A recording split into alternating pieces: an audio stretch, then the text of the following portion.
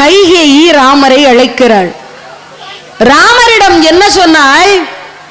தசரதன் கூறியதாக சொல்லி கைகேயி சொல்கிறாள், ராமா, உனக்கு அரச பதவி இல்லை, பரதனுக்குத்தான் அரச பதவியை கொடுக்க போகிறோம் என்பதை சொல்வதற்கு தசரதன் சொன்னதாக சொல்லி கைகேயி ஒரு வார்த்தையை சொல்கிறாள்.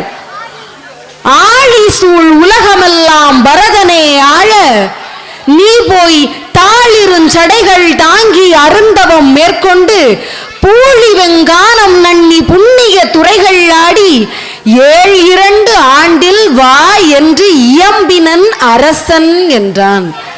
ராமருக்கும் தெரியும், தசரதன் என்னுடைய தந்தை ஒருபோதும் இந்த வார்த்தையை சொல்லி இருக்க மாட்டார் என்று.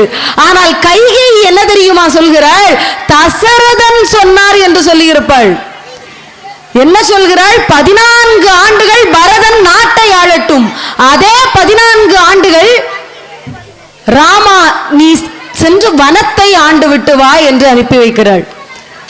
ராமன் ஒரு வார்த்தையை சொன்னார் பாருங்கள், மன்னவன் பணி என்று ஆகில் நும்பணி மறுப்பனோ, என் பின்னவன் பெற்ற செல்வம் அடியேன் பெற்ற செல்வம் என்றோ என்று சொல்வார். எவ்வளவு பெரிய சகோதரத்துவம்!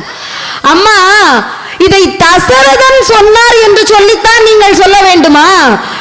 ராமா, நான் சொல்கிறேன், நீ காற்றுக்கு செல் என்று நீங்கள் சொல்லி இருந்தால் நான் சென்றிருப்பேன். உங்கள் வார்த்தையை நான் எப்போது மீறினேன்?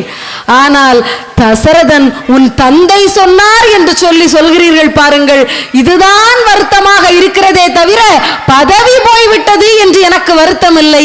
என் பின்னவனான பரதன் பதவியில் இருந்தாலும் நான் பதவியில் இருந்தாலும் இரண்டும் ஒன்றுதான் என்று சொன்னார் பாருங்கள். எவ்வளவு பெரிய சகோதரத்துவம்!